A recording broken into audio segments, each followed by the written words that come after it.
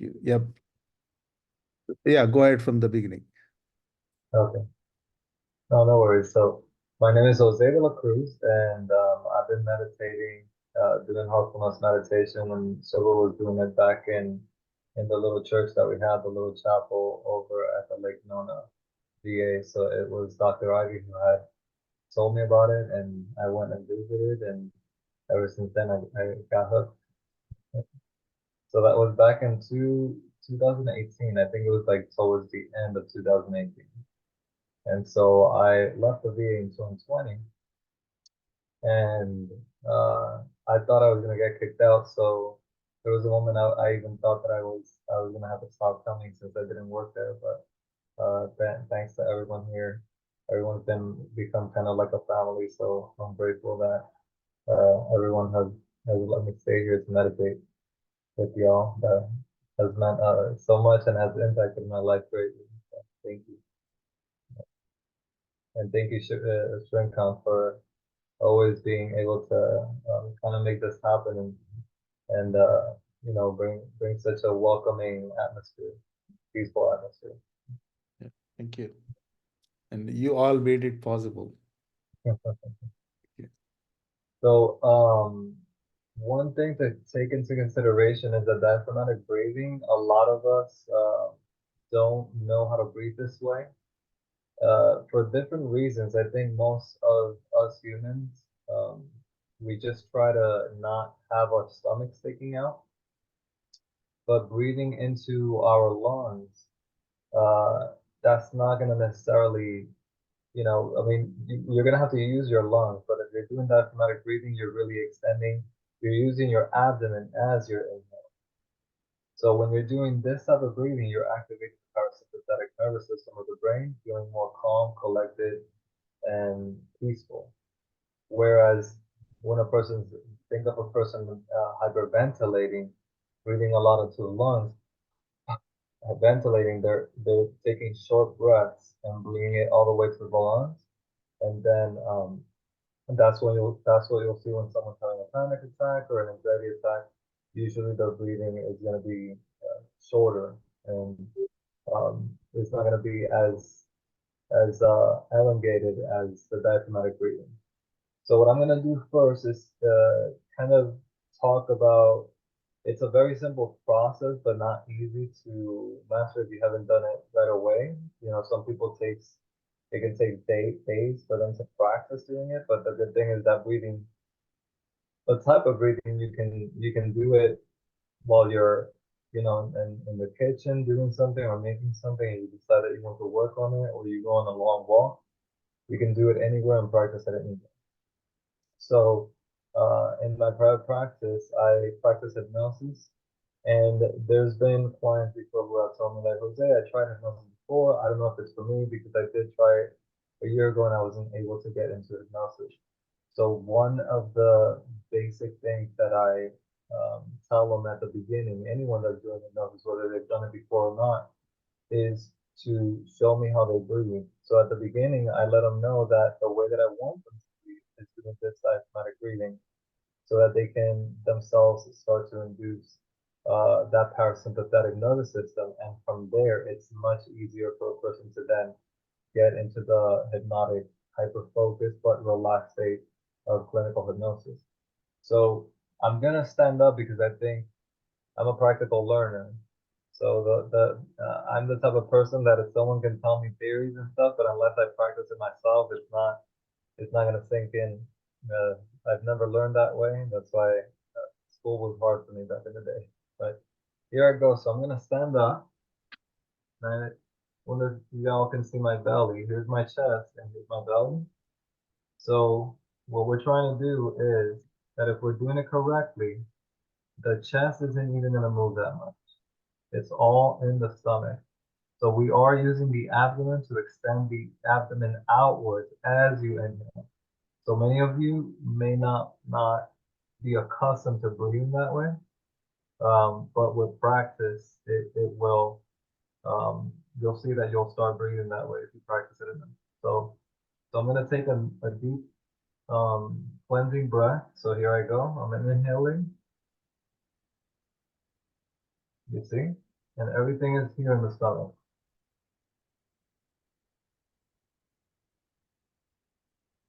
So what I'm doing is I am holding to the count of three after exhaling, the mental count of three. And I'm inhaling again. And when I inhale all the way to the top, I'm going to hold also to the count of three. So,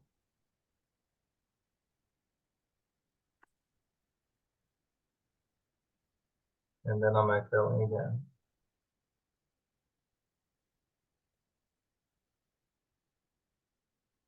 So one more time, I'm going to demonstrate one more time. So inhaling, here I go.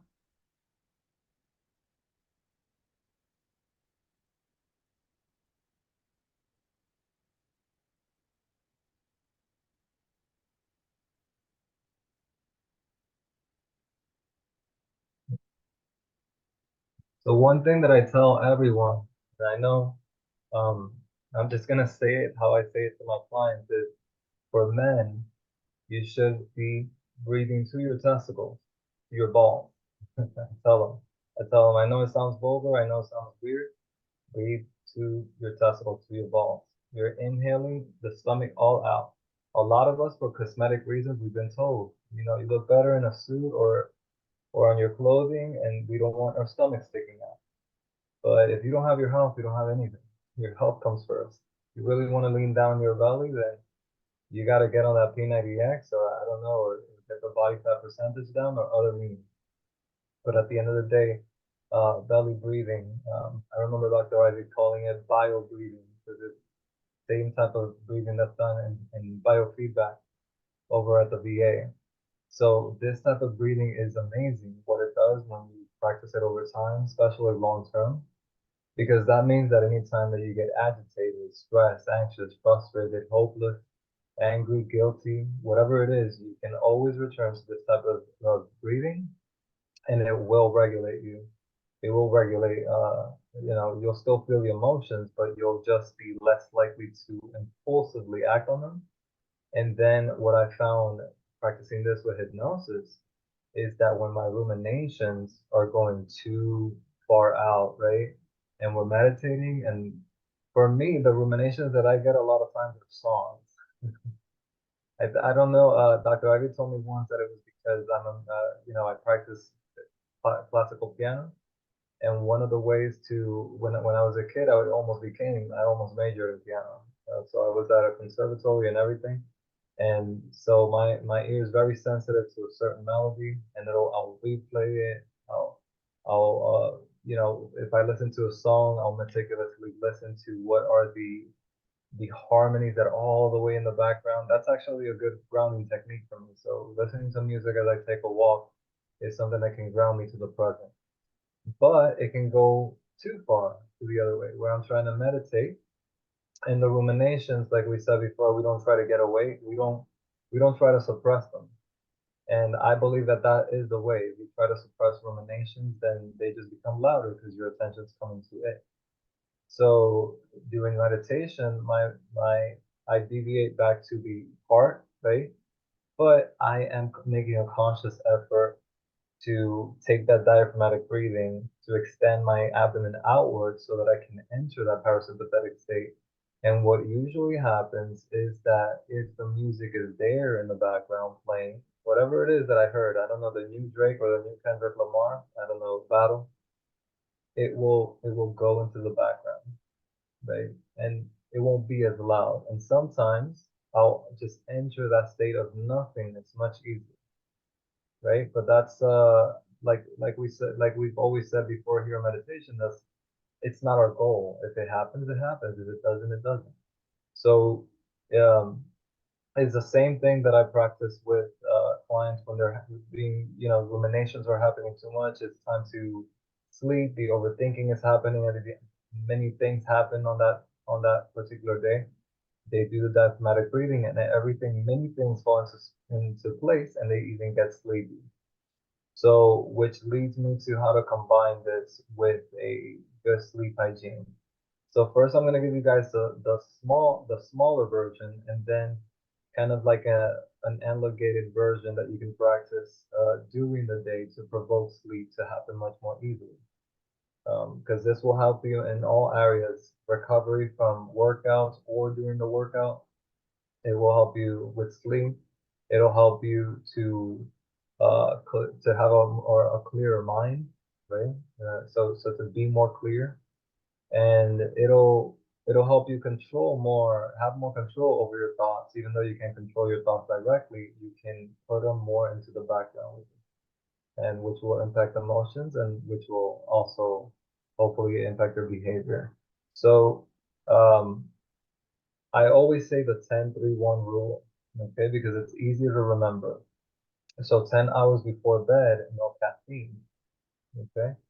3 hours before bed, no eating, okay? And 1 hour before bed, no electronics, okay? When you're doing this, what you're doing is by the caffeine, at the end of the day, that's too much sympathetic nervous system activation, which is the fight or flight, right? If we're drinking coffee all day long or anything, I know that there's people out there that can, everyone's different. There's people that can drink coffee literally and fall asleep.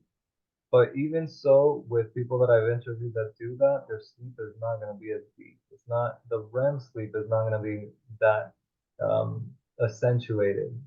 The same thing may go for the deep sleep. But maybe you are that prodigy that can drink coffee and then you wake up refreshed just fine and you slept your 7 to 8 hours. That could be you. I'm just saying that at least for the majority of people, that becomes kind of like an interruption. So that's the reason for the coffee. Okay. Now the three hours before bed, no eating, you're giving insulin to have a chance to come back to a baseline. All right. Many people who immediately eat before bed, especially if it's something that's hard to digest, usually they complain about nightmares.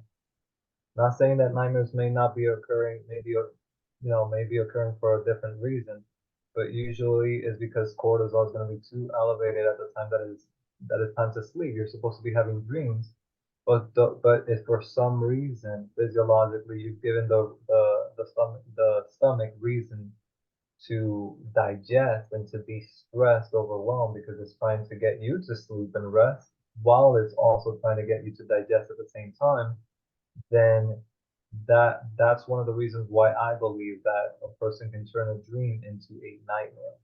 So what I mean, the difference between dream and nightmare is dreams are supposed to be either sexual or bizarre, whereas nightmares are going to be something's chasing me, something's out to get me, and those type of dreams are usually reflecting on some type of stress or anxiety, right? That's happening physiologically or psychologically. And then 1 hour before bed, the melatonin. Okay, so if we're looking at screens, right before bed, and we're looking at our cell phone, that affects your circadian rhythm. Okay, the the mind, the circadian rhythm becomes more alert that it may be daytime, and it becomes a little bit confused if it's daytime or nighttime. So by doing that, you're decreasing 50% of melatonin. Okay, when there's screens that are staring at you. So that's the reason why being able to either read at a very low tone lighting, that is something that can go a long way. There's a therapy at the end of the day that's called, I think, EMDR is a therapy that I used to do before getting full blown into hypnosis. I used to do that therapy at the VA, and still there's research that's not proving this, but the bilateral stimulation that's done in EMDR, the eyes going from side to side, that a lot of times is soothing and calming. Um, so I don't have complete research or anything to back that up, but there's different reasons why I think that happens, and I think that just like the diaphragmatic breathing, it does accentuate a parasympathetic nervous system activation. Okay, it's not proven yet, but I do believe that has a hand in being able to activate the parasympathetic nervous system. So reading before bed, I've seen and I've tried it with all my clients. Hey, read before bed, just integrate it into your behavioral goals, and they fall asleep way faster. So I do think that bilateral movement of the eye reading, um, and the combination of diaphragmatic breathing, that is a amazing trick. to get people to sleep. At least that's what my clients are reporting, and that's something that I've been able to test myself. Maybe I'll write a book about it, or maybe contract a researcher and pay them so they can validate that as factual information. But you can try it yourself, take it with a grain of salt, and then see what happens. Okay. Other things that are supplemental. Oh, Yeah. How many times do we need to do the breathing? the breathing can be done Abdominal breathing technique. 15 times minimal, but if you can, and those slow breaths and then hold into the count of three, I would say 15 times minimal to get you to relax.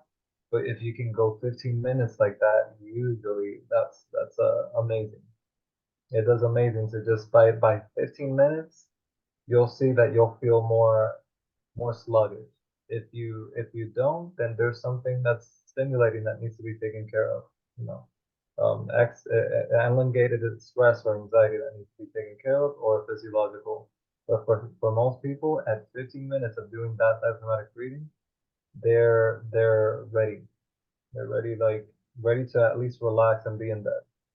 Right. And then as far as the eyes going side to side, do you do that before you breathe or after you breathe or while you breathe?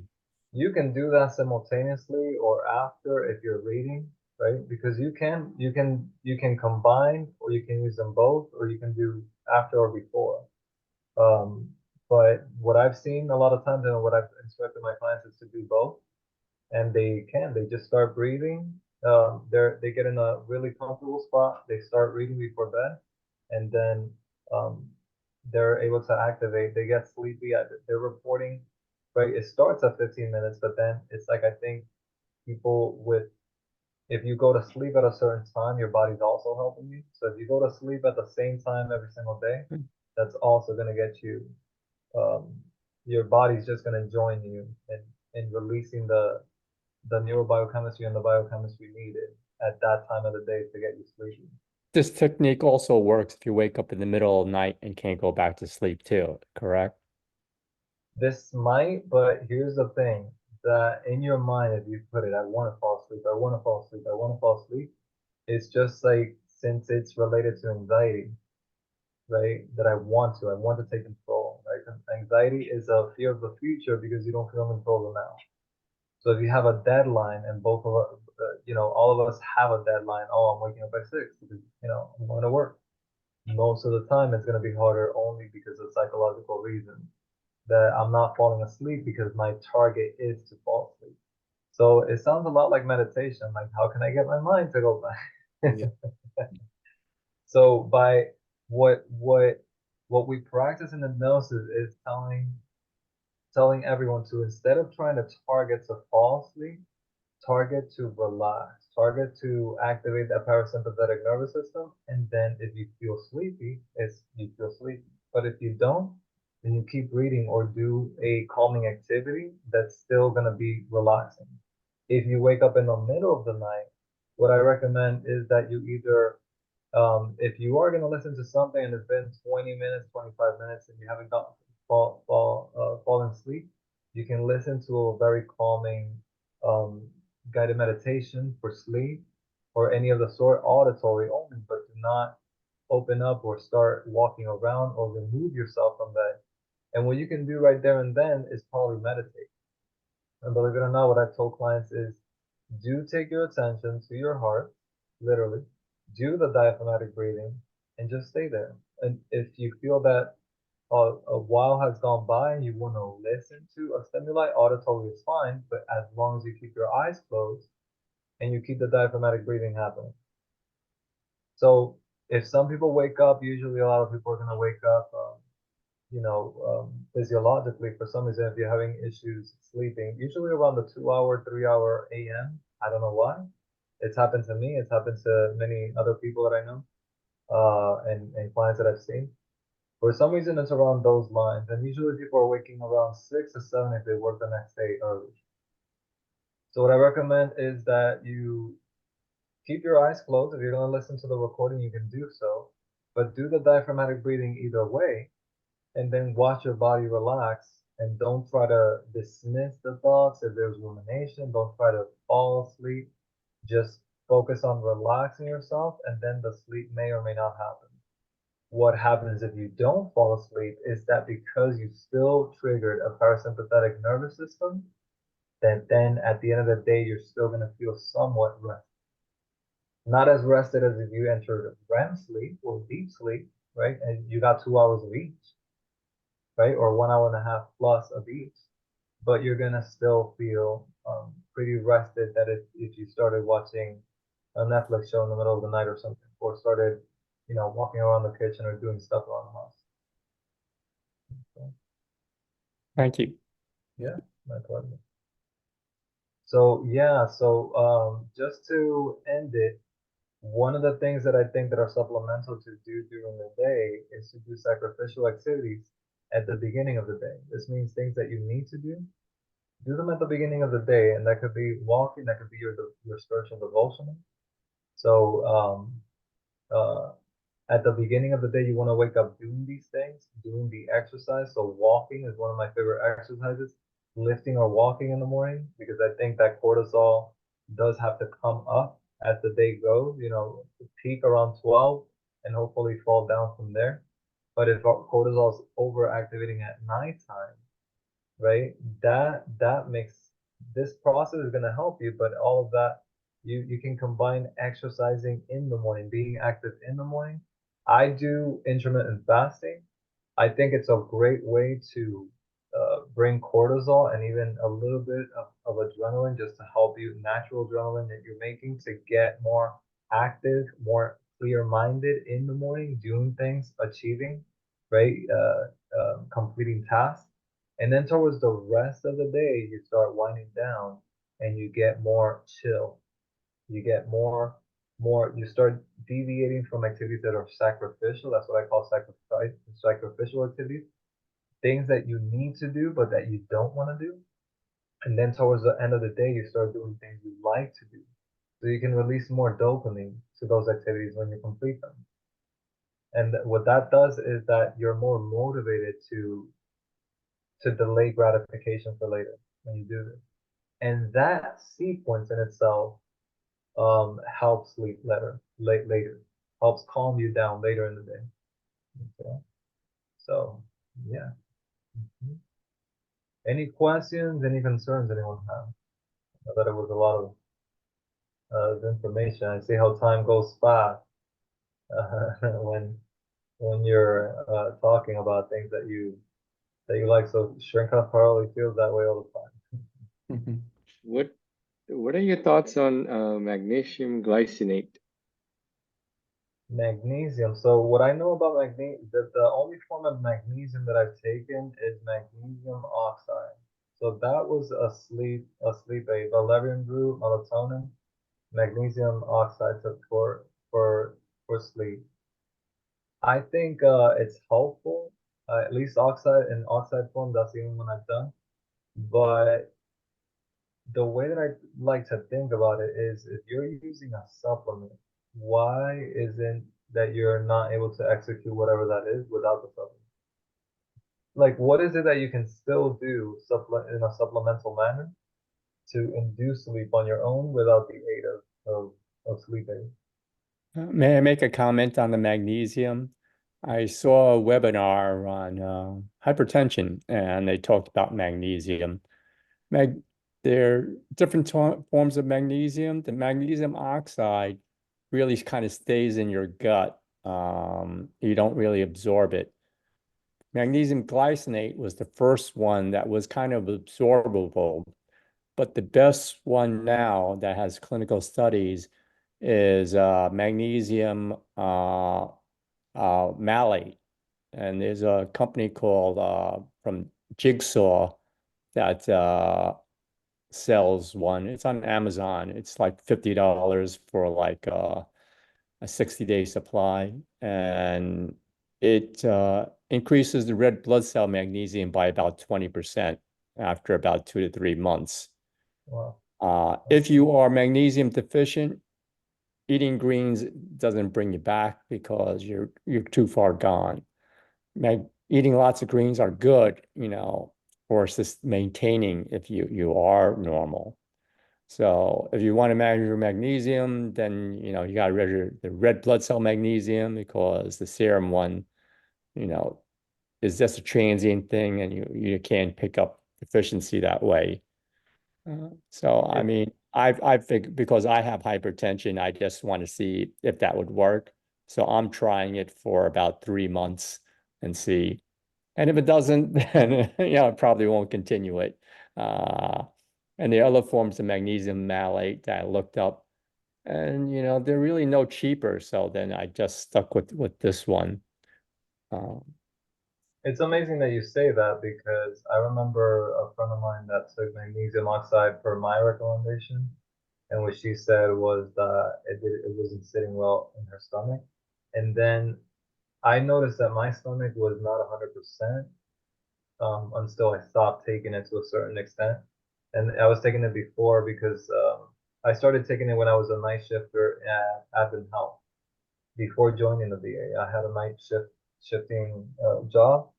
So when I got off of work, just to make sure that I could sleep longer hours, because for some reason I wasn't adjusting from daytime, nighttime, and I was trying to get 7 to 8 hours instead of 6 or 5. I started using it, but I would always, I guess it left my mind and I just got used to it of, oh, my stomach is just acting up because it's acting up. But then when I stopped taking it, my stomach got way much better. And now I'm like adding the dots. Now that you say that, and I'm like, that would make sense that it yeah, doesn't look like it's the like the Mag, stomach is the, absorbing it the that well. product is called Mag SRT. It's by Jigsaw and contains vitamin B things to help enhance absorption also. So, I would say if you think you want to give it a try, you got to try it for probably about 3 months. And I'm kind of pragmatic. If things get better, then it may have worked. If things don't get any better, then that wasn't the problem.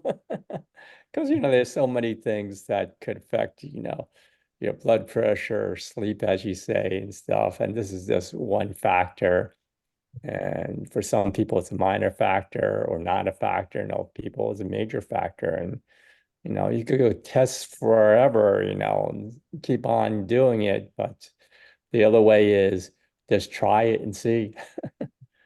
Part of it's psychosomatic too. If you believe it's going to work, it's going to, Yeah, the probably, placebo. the placebo effect, which I'm a big believer in because if you could treat things with the Yeah. placebo effect, boy, isn't that cheap? I'm an intuitive type, so I'm always I don't know if I was if I was a reincarnated version of the disciple of Jesus' disciples, I had to be Peter. It was like Peter was like, "Hey, can we really walk? Can you hook it up to walk on the water?" And I would have sink. So intuitive types and personality types, for the Myers-Briggs, we just doubt, we just skeptical till the end of the day. So the only way for me to really believe that hypnosis and all the practices that I do work is to do it myself. Otherwise, 2 months. I think if I stop practicing hypnosis for 1 month, I'll be like, is it really? Does it really work, or is it just a placebo effect? So I, even though I I've been ask doing it for myself that all the time, as a yeah, physician, I say, well, did I get better because I took something, or would have gotten better anyway, over that yeah, time period? yeah, yeah, yeah.